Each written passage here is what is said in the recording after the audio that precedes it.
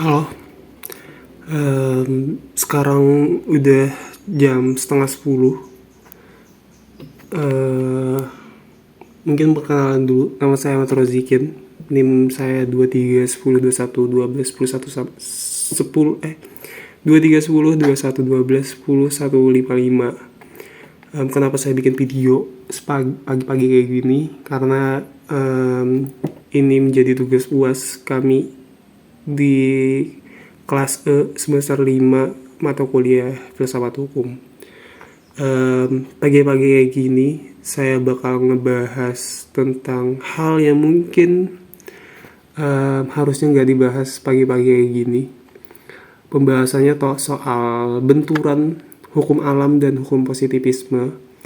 Dan saya bakal mengambil contoh kasus yang ada di Indonesia aja, gak jauh-jauh di luar negeri, di dalam negeri aja dulu. Kasusnya adalah kasus tragedi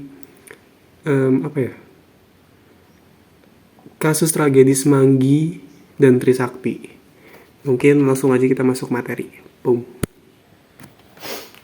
Masih di tempat yang sama, baju yang sama. Kita bakal lanjut ke pembahasan. Dalam filsafat hukum, hukum tidak hanya dipahami sebagai kumpulan aturan tertulis, tapi juga sebagai sarana untuk mewujudkan keadilan. Di sini muncul perdebatan. Apakah hukum selalu mengikuti aturan tertulis, ataukah hukum harus berpihak pada nilai moral dan keadilan? Meskipun aturan formalnya bermasalah, kasus Trisakti dan Semanggi menjadi contoh yang sangat jelas. Secara moral, publik melihatnya sebagai pelanggaran HAM berat. Namun secara hukum positif, kasus ini justru mengalami kebuntuan.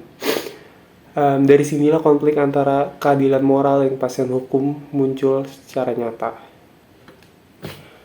Sebelum masuk ke dalam analisis kasus, kita perlu memahami dua aliran utama yang dibenturkan. Pertama, ada hukum alam atau natural law. Hukum alam berpandangan bahwa hukum harus mencerminkan keadilan, kemanusiaan, dan moralitas. Jika suatu aturan bertentangan dengan nilai keadilan, maka secara moral aturan tersebut kehilangan legitimasi. Tokoh penting dalam aliran ini adalah Thomas Aquinas, yang terkenal dengan ungkapan lex inunitas non est lex, yang berarti hukum yang tidak adil bukanlah hukum. Dalam konteks HAM, hukum alam menempatkan hak hidup, martabat manusia, dan keadilan sebagai nilai tertinggi yang tidak boleh dikalahkan oleh prosedur formal apapun. Kedua, positivisme hukum. Menurut positivisme hukum, hukum adalah apa yang tertulis dalam peraturan perundang-undangan sah atau setidaknya hukum tidak ditentukan oleh adil atau tidak adil, tetapi oleh siapa yang membuatnya dan bagaimana prosedurnya. Tokoh penting positivisme hukum adalah John Austin dan Kelsen. Dalam pandangan ini, aparat penegak hukum terikat pada asas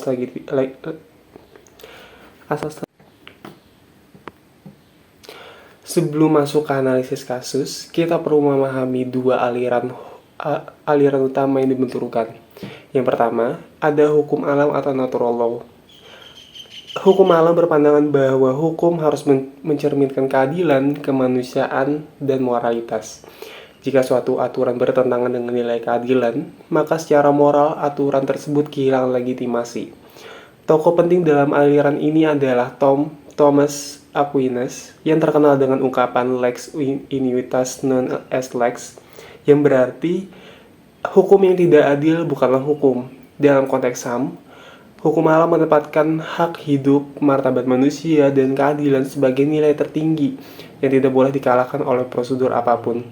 Kedua, positivisme hukum. Menurut positivisme hukum, hukum adalah apa yang tertulis dalam peraturan perundang-undangan. Sah atau tidaknya hukum tidak ditentukan oleh adil atau tidak adil, tetapi oleh siapa yang membuatnya dan bagaimana prosedurnya. Tokoh penting positivisme hukum antara lain ada John Austin dan Hans Kelsen. Dalam pandangan ini, aparat penegak hukum terikat pada asas legalitas, prosedur formal, serta pembuktian kewenangan institusional. Tujuannya adalah menjaga kepastian hukum agar hukum tidak dijalankan secara sewenang-wenang. Em, Kasus Trisakti pada tahun 1998 dan peristiwa Semanggi I dan Semanggi II merupakan peristiwa penembakan terhadap mahasiswa dan warga sipil yang menimbulkan korban jiwa. Secara moral dan kemanusiaan, peristiwa ini jelas melanggar hak hidup dan martabat manusia. Oleh karena itu, banyak pihak menilai kasus ini sebagai kasus pelanggaran HAM berat. Namun, jika dilihat dari praktik hukum positif di Indonesia, muncul berbagai hambatan. DPR menyatakan bahwa kasus ini bukan pelanggaran HAM berat, sehingga pengadilan HAM ad hoc tidak dibentuk. Akibatnya, proses penegakan hukum terhenti pada persoalan prosedural dan kelembagaan. Di sini muncul persoalan besar. Korban dan keluarga korban tidak mendapatkan keadilan meskipun secara moral negara dinilai gagal melindungi warganya. Tragedi Trisakti pada tahun 1998 dan peristiwa Semanggi I dan Semanggi II merupakan peristiwa penembakan terhadap mahasiswa dan warga sipil yang menimbulkan korban jiwa. Secara moral dan kemanusiaan, peristiwa ini jelas melanggar hak hidup dan martabat manusia. Oleh karena itu, banyak pihak yang menilai bahwa kasus ini sebagai pelanggaran HAM berat. Namun, jika dilihat dari praktek hukum positif di Indonesia, muncul berbagai hambatan. DPR menyatakan bahwa kasus ini bukan pelanggaran HAM berat, sehingga pengadilan HAM ad hoc tidak dibentuk. Akibatnya, proses penegakan hukum terhenti pada persoalan prosedural dan kelembagaan. Di sini muncul persoalan besar. Korban dan keluarga korban tidak mendapatkan keadilan meskipun secara moral negara dinilai gagal melindungi warga negaranya. Jika kita melihat dari perspektif hukum alam, negara seharusnya wajib mengusut dan mengadili pelanggaran HAM berat. Ketika hukum positif gagal memberikan keadilan, maka keadilan substantiflah yang harus diutamakan. Dalam pandangan hukum alam, membiarkan pelanggaran HAM tanpa penyelesaian adalah bentuk ketidakadilan moral. Negara tidak bisa berlindung di balik prosedur jika hak dasar manusia dilanggar.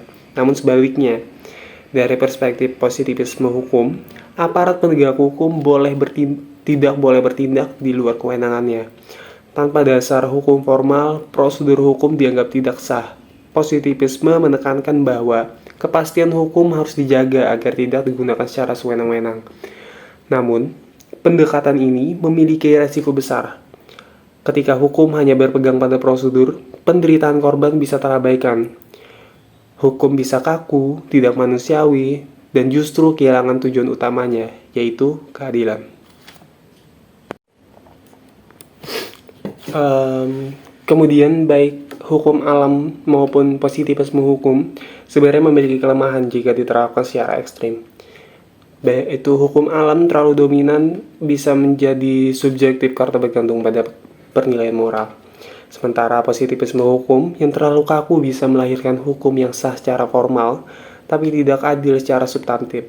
Dalam konteks pelanggaran HAM di Indonesia, dominasi positivisme hukum telah menyebabkan impunitas, kelemahan kepercayaan masyarakat terhadap hukum, dan menjauhkan hukum dari nilai keadilan sosial. Ini menunjukkan bahwa hukum tidak boleh berhenti hanya pada teks undang-undang, tetapi harus mampu menjawab rasa keadilan masyarakat. Dan untuk menyeimbangkan hukum alam dan positivisme hukum, beberapa langkah dapat dilakukan. Pertama, diperlukan penafsiran hukum yang progresif oleh hakim. Hakim tidak boleh menjadi corong undang-undang, tapi harus berani menegakkan keadilan substantif. Kedua, integrasi nilai HAM ke dalam hukum positif. Undang-undang harus secara tegas mencerminkan nilai moral dan kemanusiaan. Dan ketiga, penguatan independensi lembaga HAM agar tidak mudah dipengaruhi oleh kepentingan politik. Keempat, pendekatan moral dalam pembentukan hukum, di mana Legislasi berpijak pada nilai Pancasila dan menghormati terhadap martabat manusia.